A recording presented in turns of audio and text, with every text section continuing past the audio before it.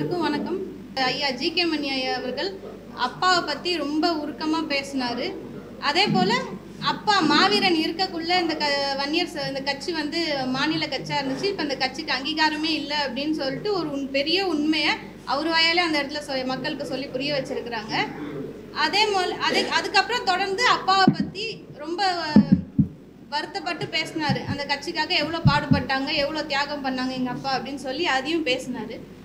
இப்போ இருக்க பூத்த ஐயா அருண்மணி ஐயா அவர்கள் இருக்காங்கல்ல, இப்போ இருக்க வன்னியர் சங்க தலைவர் அவங்களுமே எங்கள் அப்பாவை பற்றி கொஞ்ச நேரம் பேசினாங்க.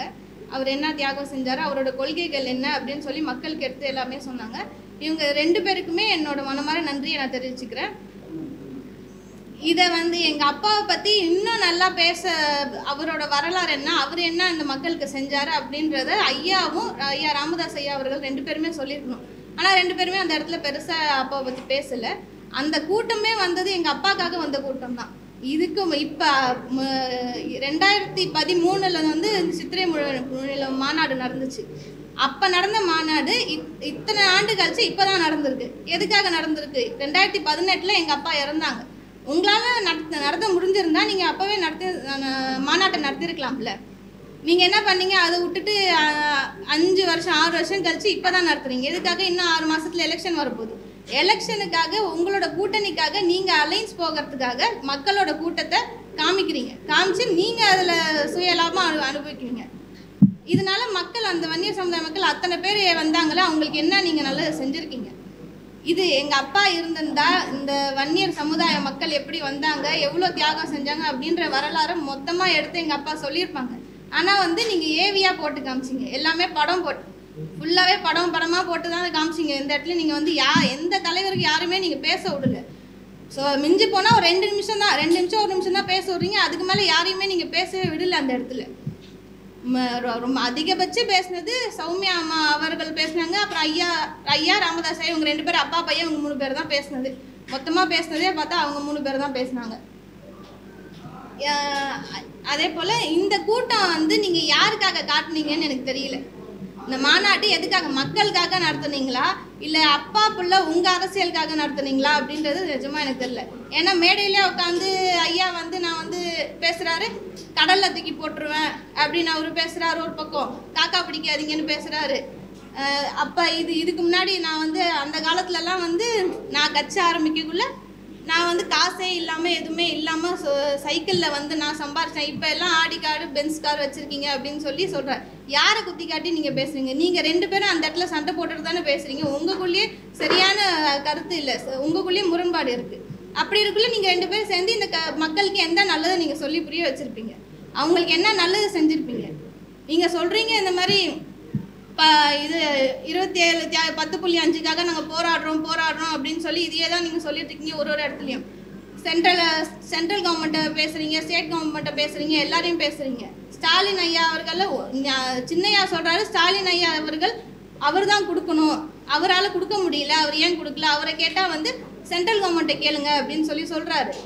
ஆனால் ஐயா என்ன சொல்கிறாரு, தம்பி ஸ்டாலின் ஐயா அவர்கள் தான் இதை கொடுத்தாகணும் அப்படின்னு சொல்லி அவர் சொல்கிறாரு. உங்கள் 2 பேருக்கிட்டையுமே சரியான பேச்சு, 2 பேரும் மாற்றி பேசுகிறீங்க. நீங்கள் வந்து 10.5க்கு இவ்வளோ பேசுகிறீங்க, ஒன்றுமே இல்லை. 27 தியாகிகள் செத்தாங்கல்ல, அவங்களால வந்த கட்சி தான் இது, அவங்களால வந்த கூட்டம் தான் இது, எங்கள் அப்பாக்காக வந்த கூட்டம் தான் இது. அவங்கள அங்கீகாரப்படுத்தி எந்த இடத்துலையுமே நீங்கள் பேசலை. நீங்கள் அவ்வளோ நல்லது பண்ணுறவங்களா இருந்தால் 27 தியாகிகளோட குடும்பத்தை கூப்பிட்டு நீங்கள் அங்கே முன்னாடி உட்கார வச்சுருந்துருக்கணும். உங்கள் மருமக உட்காந்துருக்காங்க, உங்கள் ஃபேமிலி மொத்தமும் முன்னாடி உட்காந்துருக்கு. அந்த தியாகிகளோட குடும்பத்தை நீங்கள் கூப்பிட்டு முன்னாடி உட்கார வச்சிருக்காங்க, கூப்பிட்டு மரியாதை செலுத்திருக்கலாம்ல. அவங்கள அந்த 27 தியாகிகளை மட்டும்தான் தெரியுமே தவிர அந்த குடும்பத்தில் இருக்கவங்க யாருமே பெருசாக இந்த உலகத்துல யாருக்குமே தெரியாது. அவங்கள கூப்பிட்டு காமிச்சு இவங்க தான், இந்த தியாகிகளோட குடும்பம் தான் கஷ்டப்படுது, இவங்களுக்காக தான் நம்ம இவ்வளோ தூரம் பேசணும்னு அவங்கள கூப்பிட்டு நீங்கள் காமிச்சிருக்கணும். நீங்கள் அதை பண்ணலை. ஆனால் எங்கள் அப்பா இருந்தால் அதை பண்ணியிருந்திருப்பார். எங்கள் அப்பா இருக்கிற வரையிலையும் அவருக்கு அந்த குடும்பத்துக்கு வேணுங்கிறதுலாம் அப்பப்போ செஞ்சுட்டு தான் இருந்தாங்க. ஆனால் நீங்கள் என்ன பண்ணீங்க, ஐயா கலைஞர் அவர்கள் கொடுத்த 3 லட்சம் காசையுமே இரட்டிப்பாக தரேன் அப்படின்னு சொல்லிட்டு வாங்கிக்கிட்டு திரும்ப கொடுக்கல. ஏன் கொடுக்கல? அதுலேயும் நீங்கள் உங்கள் காசு சம்பாதிக்கணும்னு நினச்சிங்க. ஐயா கலைஞர் அவர்கள் 10.5 கொடுத்தாரு. நம்மளுக்கு வந்து இது இலவச இடஒதுக்கீடு கொடுத்தாரு. அதையுமே நீங்கள் கொச்சப்படுத்தி தான் பேசுகிறீங்க. அதை விட்டுட்டு ஜெயலலிதா அம்மாவை ஏடிஎம்கே ஆச்சு எல்லாரையும் தூக்கி வச்சு பேசுகிறீங்க. அந்த தியாகிகளை சுட்டு கொன்னது ஏடிஎம்கே ஆச்சு. எம்ஜிஆர் அவர்கள் இருக்குள்ள சுட்டு கொன்னாங்க. அவங்கள தூக்கி வச்சு பேசுகிறீங்க, இவங்கள நீங்கள் வந்து மட்டப்படுத்தி பேசுகிறீங்க. இவங்களுக்கு செஞ்சவங்கள செஞ்சோன்னு தான் சொல்கிறோம். இப்போ அந்த தியாகிகள் விழுப்புரத்தில் இது மணிமண்டபம் திறந்துருக்காங்க 27 குடும்பத்துக்கு. ஸ்டாலின் அவர்கள் என்ன பண்ணியிருக்காங்க, அந்த குடும்பத்தில் கூப்பிட்டு வச்சு தான் திறந்துருக்காங்க. இந்த மாநாட்டுக்கு நீங்கள் அவங்களை கூப்பிட்டுருக்க வேண்டியது தானே, ஏன் கூப்பிடல நீங்கள்? நாங்கள் என்ன கேட்குறோம், நேற்று நடந்த மாநாட்டில் ஐயா வந்து ஒரு 13 தீர்மானம் கொடுத்தாரு. 13 தீர்மானம் கட்சியோட நிர்வாகிகள் எல்லாம் படிச்சாங்க. ஆனால் படித்த தீர்மானம் எல்லாம் இந்த 10.5 ஒட்டி ஜாதிவாரி கணக்கெடுப்பு ஒட்டியே தான் நேற்று இருந்த தீர்மானங்கள் அனைத்துமே இருந்தது. ஆனா அந்த தீர்மானங்களை யாரை பார்த்து கேட்கிறாங்க ஐயா அவர்கள்? ஏன்னா சில நாட்கள் முன்னாடி வந்து மத்திய அரசு என்ன சொல்லியிருக்காங்கன்னா, ஜாதிவாரி கணக்கெடுப்பு நாங்க எடுக்கிறோம்னு சொல்லியிருக்காங்க. மாநில அரசு எடுக்கக்கூடாது, எடுக்கவும் முடியாது, அது எடுத்தா சரியா இருக்காது, நாங்க தான் எடுத்து அந்த டேட்டாவை ரிலீஸ் பண்ணணும்னு சொல்றாங்க. இப்ப கர்நாடகால எடுத்துட்டாங்க, பீகார்ல எடுத்துட்டாங்கனாலுமே எல்லாத்தையுமே ஒண்ணு கேஸ் போட்டிருக்காங்க, இல்ல ஸ்டே வாங்கியிருக்காங்க. சரியான முறையில நாங்க தான் எடுப்போம்னு சொல்லியிருக்காங்க. ஐயா அன்புமணி அவர்களோ இல்ல ராமதாஸ் ஐயா அவர்களோ என்ன பண்ணணும்னா, மத்திய அரசை பார்த்து நீங்க எப்ப எடுக்க போறீங்க, எப்ப டேட்டாவை ரிலீஸ் பண்ண போறீங்கன்னு கேட்கணும். அதை விட்டுட்டு இப்ப இருக்க ஆளுகின்ற ஸ்டாலின் அவர்களோட ஆட்சியை பார்த்து நீங்க ஏன் எடுக்கலன்னு கேக்குறீங்க. நான் அதே மாதிரி ஐயா அவர்கள் என்ன கேட்கிறாரு, உங்ககிட்ட எல்லாம் வந்து நான் வந்து இடஒதுக்கீடு பத்தி பேசணுமா அப்படின்னு சொல்லி ஐயா அவர்கள் ஒரு இடத்துல பேசுறாரு. நேத்தி மாநாட்டுல வந்து ஐயா தம்பி ஸ்டாலின் அவர்கள் தான் கொடுக்கணுன்றாரு. நான் என்ன கேட்கிறேன், இப்ப இருக்க கரண்ட் சிஎம் பார்த்து அவங்க கிட்ட இடஒதுக்கீடு கேட்காம நீங்க யாரு ட்ரம்ப் கிட்ட போய் கேட்பீங்களா? யார் கொடுக்கணுமோ அவங்ககிட்ட தான் கேட்கணும். அதே மாதிரி மத்திய அரசு கொடுக்குறோம்னு சொல்லியிருக்காங்க. அப்ப மத்திய அரசுக்கு அழுத்தத்தை எந்த விதத்துல கொடுக்கணுமோ அந்த விதத்துல அழுத்தத்தை கொடுக்கணும். ஸ்டேட் கவர்மெண்ட் கூட கொலாபரேட் ஆகி கொலைட் ஆகி நீங்க போய் சென்ட்ரல் கவர்மெண்ட்டை கேட்கலாம். அதை விட்டுட்டு இவங்க தான் கொடுக்கணும்னு சொல்லிட்டு நீங்க ஒரு தவறான முறையை வந்து என் மக்கள் வந்து திசை திருப்புறீங்க. இந்த மக்கள் நேத்தி வந்த மக்கள் அங்க வந்து ஒரு வன்னியர் குடும்ப விழாவை தான் வந்து பார்த்தாங்க. ஒரு குடும்ப விழா நடத்தணும், யூஸ்வலா எல்லா வருஷமும் அது குடும்ப விழா தான் சொல்லி கூப்பிடுவாங்க. ஆனா நேத்தி நடந்தது வந்து வன்னியர் மக்களுக்கான குடும்ப விழாவா இல்ல ஐயா ராமதாஸ் அவர்களோட குடும்ப விழாவான்னு தெரியல. அவரை பத்தின ஏவி ஒரு 1/2 மணி நேரம் ஓடிச்சு, அவர் பையனை பத்தின ஒரு ஏவி ஒரு 20 நிமிஷம் ஓடிச்சு. திருப்ப அவங்க 2 பேரும் அவங்க செஞ்ச தியாகத்தையே ஒரு 20 நிமிஷம் 20 நிமிஷம் பேசிட்டு இருந்தாங்க. மக்களுக்கு என்ன தேவை, என்ன இப்ப வன்னியர் மக்கள் எந்த இடத்துல கஷ்டப்படுறாங்க, டேட்டாஸ் படி நம்மளோட அசம்பிளில சட்டசபையில ரிலீஸ் ஆன டேட்டா படி 70% வன்னியர் மக்கள் இன்னும் குடிசை வீட்டுல இருக்காங்க.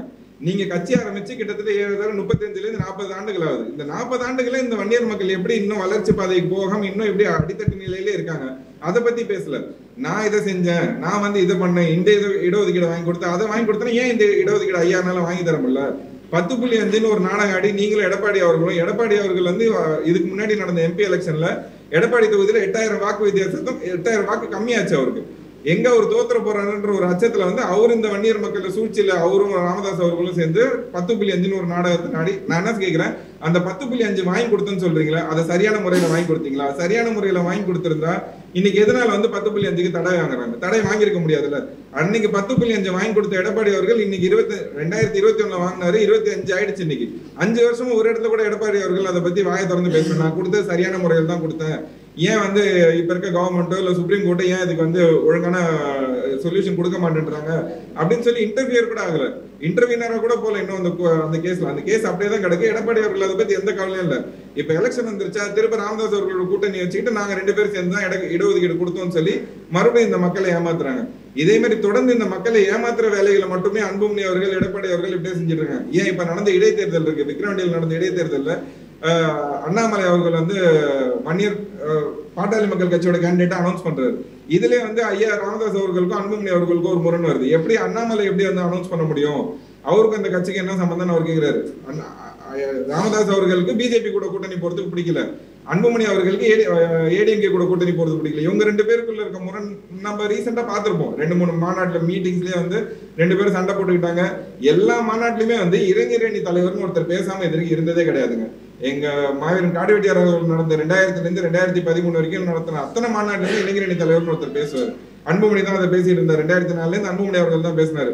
அந்த இடத்த அவர் விட்டு கொடுக்கல. நேற்று நடந்த மாநாட்டில் எங்க இளைஞரணி தலைவர், எங்க ஒரு கட்சியோட இளைஞரணி தலைவரே இல்லாம மாநாடு நடத்துறீங்க. 2 நாள் முன்னாடி மாநாடு 2 நாள் முன்னாடி பூத்தாள் முன்னாடி என்ன சொல்றாரு, நான் இல்லாம எப்படி மாநாடு நடத்துவாங்க, எனக்கு சரியான முறையில வந்து எனக்கு அழைப்பே கொடுக்கல அப்படின்றாரு. எதுவுமே சரியா பண்ணாம நீங்க உங்க குடும்பம், உங்க ஸ்டேஜ்ல பார்த்தா உங்க பொண்ணுங்க 3 பொண்ணுங்க நிக்கிறாங்க, நீங்க நிக்கிறீங்க, உங்க குடும்பம் முன்வரிசையில் உட்காந்துருக்காங்க. இந்த கட்சிக்காக தியாகம் பண்ணவங்க அப்ப யாரு? இந்த குடும்பம், உங்க பொண்ணு, பேத்தி, பேரன் இவங்களாம் தான் தியாகம் பண்ணாங்களா? இந்த கட்சிக்காக உழைச்சவங்க எல்லாருக்கும் பணத்தை மட்டும் போட்டு காட்சி விட்டுருவீங்க. பதவின்னு வந்தா தலைவர் பதவி நீங்க எடுத்துப்பீங்க, எம்பி சீட் வந்தா எம்பி சீட் நீங்க எடுத்துப்பீங்க, உங்க மனைவிக்கு எம்பி சீட் கொடுப்பீங்க. இதே மாதிரி இது குடும்ப கட்சினா குடும்ப கட்சின்னு மாத்திட்டு போயிடுங்க. எதுக்கு இந்த மக்களை ஏமாத்துறீங்க? அதே போல சௌமியா அம்மா அவர்கள் ஆயிரங்காலத்தாலோட வாட்டர் ட்ரீட்மெண்ட் இது பிளான்ட் சொல்லி அதுல வந்து அவங்க பேரை வைக்க சொல்லி சொல்றாங்க. நீங்க ஏன் அதுல போய் அவங்க பேர் வைக்கணும்? உங்க கையிலேயே இருக்கு வன்னியர் அறக்கட்டளை, உங்க சொந்த அறக்கட்டளை. அதுல போய் நீங்க ராமதாஸ் அறக்கட்டளையை மாத்தி வச்சிருக்கீங்களே, எப்படி அதை மாத்தி வச்சிருக்கீங்க? அப்பா இருக்கிற வரலையும் ஒவ்வொரு மக்கள்கிட்டையும் ஒரு பிடி மண்ணும் செங்கலும் வாங்கி அவங்க கட்டினது, மக்கள் கட்டின காலேஜ் அது. அதில் எப்படி நீங்கள் ராமதாஸ் அறக்கட்டளையும் போட்டிருக்கீங்க? அது பத்தாவதுக்கு 3 லட்சம் டொனேஷன் கேட்குறீங்க. உங்ககிட்ட 3 லட்சம் கொடுத்து நாங்கள் டொனேஷன் வாங்கி படிக்கிறது நாங்கள் ப்ரைவேட் காலேஜ்லேயே படிச்சுட்டு போயிடுவோம்ல. இந்த நீங்கள் சொல்கிறீங்க 10.5க்கு நான் சிஎம் ஆனால் சர்வே எடுப்பேன் அது எடுப்பேன்னு அவ்வளோ சொல்கிறீங்க. அதெல்லாம் நீங்கள் பண்ணவே தேவையில்லை. இந்த விஷயத்துக்கு நீங்கள் என்ன 5 வருஷம் ஆயிடுச்சு அவர் இருந்து, 6 வருஷம் கிட்ட ஆயிடுச்சு. என்ன பண்ணிட்டீங்க? அறக்கட்டளை பேர் மாற்றி 3 லட்சம் டொனேஷன் வாங்கிட்டு தான் இருக்கிறீங்க. எந்த ஒரு வன்னியரோட மக்கள் யாருக்குமே வந்து இலவச கல்வி அறக்கட்டளை கிடைக்கிறதே இல்லை. ஆனால் மேடையாக பேசிகிட்டு இருக்கீங்க. நீங்கள் இலவசமாக நாங்கள் கல்வி கொடுக்கணும்னு பேசுகிறோம், கல்வி கல்வி கல்வி கல்வின்னு தான் நேற்று ஃபுல்லாக நீங்கள் பேசுனீங்க. ஆனால் உங்கள் காலேஜில் நீங்கள் கல்வி அறக்கட்டளை கொடுக்கலாம்ல? நீங்கள் கல்வி அறக்கட்டளை இருக்குது சொந்தமாக, அதில் ஏன் நீங்கள் அப்படி மாற்றினீங்க? நேற்று ஒரே ஒரு மாநாடு தான் நடத்தினார். அவர் ஒரு மாநாட்டு நடந்ததுக்கே அவர் வந்து நாக்கு தள்ளிடுச்சு போல. அவருக்கு இங்கேருந்து நடக்கிறாரு, சுற்றி ஓடுறாரு. இத்தனை வருஷமா 1 இல்லை 2 இல்லை 12 மாநாடு கிட்டத்தட்ட எங்கள் அப்பா நடத்தினார். இவரை மாதிரி நடத்தல. எங்கள் அப்பா மாநாடு நடத்த மிக பிரம்மாண்டமாக போட்டு செட்டு மகனும் மிக பிரம்மாண்டமாக போட்டு அத்தனை கோடி மக்களை வர வைப்பாங்க. வர வச்சு அவர் அலைஞ்சார். நீங்கள் வீட்டுக்குள்ளே இருந்துக்கிட்டு நீங்கள் நல்லா காசு சம்பாரிச்சிங்க. இப்போ நீங்கள் ஓடி நீங்கள் வந்து பையன் வந்து அப்பா கிட்ட காமிக்கிறாரு கூட்டத்தை, அவ்வளோதான். இது மக்களுக்கான இது கூட்டமே கிடையாது. நீங்கள் வந்து உங்கள் அப்பா கிட்ட எனக்கு இவ்வளோ கூட்டம் இருக்கு அப்படின்னு சொல்லி நீங்கள் காமிக்கிறீங்க. அவர் என்ன பண்ணுறாரு? ஒன்றுமே இல்லை. அவர் வந்து ராமதாஸ் ஐயா என்ன சொல்கிறாரு? 4-5 ஃபோன் வச்சுட்டு நீங்கள் பேசுறீங்க, காக்கா பிடிக்காதீங்க அப்படி இப்படின்னு பேசுகிறாரு. யாரை பேசுகிறாரு? அன்புமணி ஐயாவை தானே பேசுகிறாரு. நீங்கள் பண்ணுற தப்ப அவரை எடுத்து சொல்கிறாரு. நீங்கள் வந்து வீட்டிலே இருந்து உட்காந்துக்கிட்டே நீங்கள் அரசியல் பண்ணால் ஒன்றும் பண்ணிட முடியாது, ரோடாக அலையணும், ஊராக போகணும் அப்படின்னு அவர் எடுத்து சொல்கிறாரு. அவர் ஆனால் சொந்த முகுந்தன் உங்கள் சொந்த தங்கச்சி பையன் தான், அந்த பையன் வரக்கூடாது அப்படின்னு சொல்லிட்டு அன்புமணி ஐயாவே பேசுகிறாரு, இவ்வளோ பிரச்சனை பண்ணுறாரு. நீங்கள் நாட்டில் இருக்க நம்ம வன்னியர் சமுதாய மக்கள் வளரணும்னு நீங்கள் எப்படி நினைப்பீங்க? அதுக்கு முதல்ல பதில் சொல்லுங்க. நான் கேட்குறேன், அன்புமணி அவர்கள் வந்து எனக்கு ஒரு வாய்ப்பு கொடுங்க அப்படின்னு சொல்லி நேற்று கேட்டார். நாங்கள் ஒரு வாய்ப்பு தரோம் அன்புமணி அவர்களுக்கு. வன்னியர் கல்வி அறக்கட்டளை 87 போராட்டத்துக்கு அப்புறம் 2000க்கு அப்புறம் ஆரம்பிச்ச வன்னியர் கல்வி அறக்கட்டளை ஒரு வன்னியர் மக்கள், கடைக்கோடி வன்னியர் மக்களும் அதுல வந்து அவங்களோட பங்கீடு இருக்கு. அந்த கல்வி அறக்கட்டளை இன்னைக்கு வந்து ராமதாஸ் அவர்கள் கையில தான் இருக்கு. அதுல கிட்டத்தட்ட 20,000 கோடி சொத்து இருக்கு. ஒரு 300 மாணவர்கள்ல இருந்து 400 மாணவர்கள் படிப்பாங்க. அவங்களுக்கு ஏன் இலவச கல்வி கொடுக்க முடியல? ராமதாஸ் அவர்களும் அன்புமணி ராமதாஸ் அவர்கள் இது ஒரு வாய்ப்பா எடுத்துக்கிட்டு அந்த வன்னியர் கல்வி அறக்கட்டளையில் இலவச கல்வின்னு கொடுக்கலாம்ல. மாவீரன் காடுவெட்டியார் அவர்கள் இருந்த வரைக்கும் அது இலவச கல்வி அறக்கட்டளையா தான் இருந்தது. அவர் மறைவுக்கு அப்புறம் அது பேர் மாற்றப்பட்டுச்சு, ராமதாஸ் கல்வி அறக்கட்டளை பேர் மாற்றப்பட்டாங்க. நேற்று சௌமியா அவர்கள் வந்து அதை கேட்கறாங்க. ஆயிரங்காணி ஆளவந்தாரோட இடத்துல வாட்டர் ட்ரீட்மெண்ட் பிளான்ட் இருக்கு, அதுக்கு வந்து அரசாங்கம் வந்து ஆயிரங்காணி ஆளவந்தாரோட பேர் வைக்கலாம்னு. சொந்த கல்வி அறக்கட்டளையில இந்த மக்களோட கல்வி அறக்கட்டளையில பேரை நீங்க திருடி மாத்திக்கிட்டீங்க. இது எப்படி உங்களுக்கு வந்து கூச்சமா இல்லையா? இது மற்றவங்களை பார்த்து கேட்கறதுக்கு நம்ம முதுகுல இருக்க அழுக்க நம்ம ஃபர்ஸ்ட் பார்க்கணும். நான் என்ன சொல்றேன், 10.5 ரிசர்வேஷன் இடஒதுக்கீடு இதை பத்தி மட்டுமே தான் நேற்று பேசினாங்க. இடஒதுக்கீடு கண்டிப்பா தேவை. இடஒதுக்கீடு கொடுக்குறேன், ஐ மீன் ரிசர்வேஷன் ஜாதி வாரி கணக்கெடுப்பு எடுக்கிறேன்னு சொல்லி ஆளுங்கட்சி சொல்லியிருக்கு, மத்திய அரசு சொல்லியிருக்கு. அதுக்கு என்ன அழுத்தம் கொடுக்குறோமோ அதை சொல்லணும். அதையும் விட்டுட்டாங்க. கலைஞர் அவர்கள் வந்து ஏமாத்திட்டாங்க, ஜெயலலிதா அம்மையார் வந்து சரியான முறையில வந்து ரிசர்வேஷன் பண்ணிட்டாங்க அப்படின்னு சொல்றாரு. கலைஞர் அவர்கள் தான் 3 லட்சம் வந்து இழப்பீடு தொகை கொடுத்தாங்க. இன்னைய வரைக்கும் கலைஞர் அவர்கள் தான் பென்ஷன் கொடுக்குறாரு. அந்த 25 தியாகிகள் குடும்பத்துக்கு பென்ஷன் கொடுக்கறது கலைஞர் அவர்கள் தான். கலைஞர் அவர்கள் கொடுத்த பென்ஷன் தான் இன்னைய வரைக்கும் இருக்கு. அதை வந்து எங்கேயுமே நீங்க சொல்லவே இல்லையே. இன்னைக்கு செஞ்சாங்கன்னு சொல்றதை நாங்க செஞ்சோம். 10.5 எடப்பாடி அவர்கள் கொடுத்தாரு. அது சரியான முறையில் கொடுத்திருந்தா நாங்களும் பயன்பட்டுருப்போம். இன்னைக்கு 5 வருஷம் எவ்வளவு கவர்மெண்ட் எக்ஸாம்ஸ் வந்துருச்சு, டிஎன்பிஎஸ்சி எக்ஸாம் வந்துருச்சு, எல்லாத்தையும் என் மக்கள் உள்ள போயிருப்பான். நீட் தேர்வு வந்துச்சு, எல்லாத்தையும் என்னோட மாணவர்கள் வந்து இன்னைக்கு டாக்டர் ஆயிருப்பாங்க. யாருனாலுமே எதுவுமே உள்ள போக முடியலையே. ரிசர்வேஷன் அப்படியே தடைப்பட்டு கிடைக்க. இது உங்க 2 பேரோட சூழ்ச்சினால இதை மறைக்கிறதுக்கு நீங்க மத்தவங்க மேல வந்து பழி போட்டுட்டு இருக்கீங்க. அதே மாதிரி இந்த மாநாட்டுக்கு வந்து அண்ணன் திருமாவளவன் அவர்களை வந்து கூப்பிட்டாங்க. அது கூப்பிட்டுட்டு அவர் என்ன சொல்றாரு, ரோட்ல போறோம் யாரோ வந்து என்ன கூப்பிட்டா நான் எங்க போறது அப்படின்ட்டாங்க.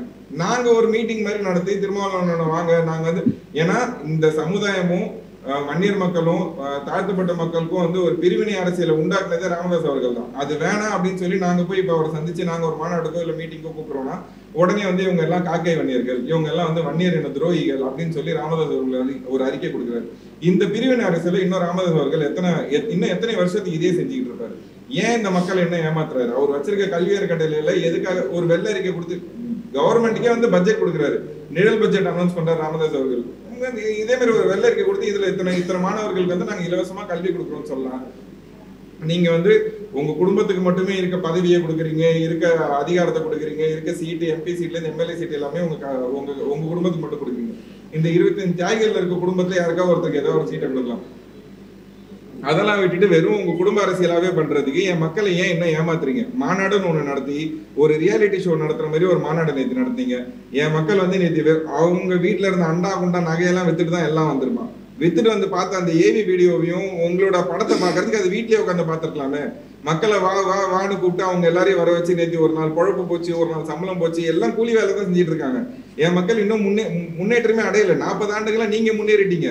நான் கட்சி ஆரம்பிக்கும் போது ஒரு பைசா கூட இல்லை. நான் ராமதாஸ் அவர்கள் சொன்னார் இன்னைக்கு எல்லாம் சொகுசு காரில் வராங்க அப்படின்னு சொல்றாரு. அவங்க ஒரு பைசா இல்ல, வெறும் 3 ரூபாய் டாக்டர் நேற்று அவரே சொல்றாரு. 3 ரூபாய் போட்டு எவ்வளவுங்க சம்பாதிப்பீங்க? நீங்க 3 ரூபாய்க்கு ஊசி போட்டு எவ்வளவு சம்பாதிப்பீங்க? இன்னைக்கு அன்புமணி அவர்கள்ட்ட இல்லாத கார் இல்ல, சொகுசு பங்களா வச்சிருக்காரு, பனியூர்ல ஒரு பங்களா வச்சிருக்காரு, டி நகர்ல ஒரு பங்களா வச்சிருக்காரு, கப்பல் வச்சிருக்காரு, இன்னும் என்னென்னமோ இருக்கு அவர்கிட்ட. இதெல்லாம் எங்க இருந்து சம்பாதிச்சு? ராமதாஸ் அவர்கள் நீங்க அதை தான் கேட்கிறாரு. நீங்க சொகுசா இருக்கீங்க, ரியல் எஸ்டேட் பண்றீங்க, 4 போன் வச்சுட்டு அரசியல் பண்றீங்க, நீங்க எல்லாம் தேவையில்ல, உங்க கணக்க முடிப்பண்ணு. அப்பாவுக்குள்ள இருக்க சண்டையை இன்னும் எத்தனை மாசம் இப்படியே எடுத்துட்டு போய் இந்த மக்கள் இவங்க 2 பேர் சண்டை போட்டுக்கிறதுனால என் மக்களுக்கு என்ன பலன் கிடைக்க போகுது? இந்த மாநாடுனால என் மக்களுக்கு என்ன ஒரு முன்னேற்றம் கிடைச்சது? இல்ல என்ன சமுதாய ரீதியா இல்ல அரசியல் ரீதியில என்ன அங்கீகாரம் கிடைச்சது? ஒண்ணு கிடையாது. யாராச்சும் ஒருத்தங்களாவது அங்க வந்து எழுச்சியா நீங்க முதல்ல பேசுனீங்களா? அதுக்கு முதல்ல பதில் சொல்லுங்க. அப்பா இருந்தப்ப அவரு வரலாறு மொத்தத்தையும் அவரா பேசுவாரு, ஏவி போட்டு காமிக்க மாட்டார். அப்படி இருக்குள்ள நீங்க யாருமே அங்க எழுச்சியாவே பேசல. நீங்க எந்த இடத்துலயுமே முதல்ல அன்புமணியே ஸ்டார்டிங்ல பேசவே இல்லை. அப்பா இருக்குள்ள பேசிக்கிட்டே தான் இருப்பாரு. அங்க மக்கள் பொறுமையா இருக்க சொல்லி எல்லாமே அவரு தான் சொல்லிட்டு இருப்பாரு. ஆனா நீங்க ஏன் பேசல? உங்க மாதிரி கேஸ் விழுங்கன்னு பயந்தீங்க. இத்தனை நாள் எங்க அப்பா இருந்தாரு, கோர்ட்டு கேஸ் வாங்கினாரு, கேஸ் இருந்தா பெயில் இருக்கும் அப்படின்னு சொல்லிட்டு அவர் பாட்டு இஷ்டத்துக்கு வாங்கினாரு. நீங்க நல்லா சொகுசா இருந்தீங்க. கேஸுக்கு பயந்து நீங்க எந்த இடத்துலயும் பேசாம இருந்துட்டீங்க. உங்க வாயாலே நீங்க ஒரு உண்மையை சொன்னீங்க. என்னது? மாவீரன் இருந்திருந்தா இதை விட பிரம்மாண்டமா செட்டு போட்டிருப்பாரு. அவர் இருந்திருந்தா நான் ஒரு மூலையில உட்காந்துருப்பேன், நான் இப்படி வந்து அலையணும்னு அவசியமே இல்லை அப்படின்னு நீங்களாவே ஒத்துக்கிட்டீங்க. அப்ப நீங்க இதெல்லாம் தெரிஞ்சு தானே பண்றீங்க. நான் கூட நினைச்சேன் நேற்று மாநாட்டில் வன்னியர் அறக்கட்டளை பத்தி பேசுவீங்க, மக்களுக்கு கொடுப்பீங்க, மக்களுக்கு நாங்கள் ஃப்ரீயாக படிப்பு சொல்லி கல்வி தரோம் அப்படின்னு உங்கள் அறக்கட்டையில் நாங்கள் படிக்க வைக்கிறோம் அப்படின்னு சொல்வீங்கன்னு நினச்சேன். ஆனால் அதுக்கான எந்த பேச்சுமே நீங்கள் பேசலை.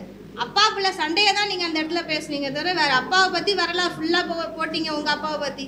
அப்புறம் கொஞ்ச கழிச்சு உங்கள் பையனை பற்றி ஃபுல் வரலாறு நீங்கள் போட்டிங்க. அதையே தான் திரும்ப நீங்கள் பேசுனீங்க, வேறு எதுவும் நீங்கள் பண்ணலை. நாங்க சமுதாய மக்களை நோக்கி பயணிச்சு நாங்க எங்க மக்கள் கிட்ட இது எல்லாத்தையும் எடுத்து சொல்லி எங்க மக்களோட ஒற்றுமையை ஒன்று திரட்ட போறோம். ஏன்னா மக்கள் செதறி கிடக்குறாங்க. இல்ல சார், நாங்க தனியாவே அமைப்பு வச்சிருக்கோம், அது மூலியமாவே நாங்க பயணிக்கிறோம்.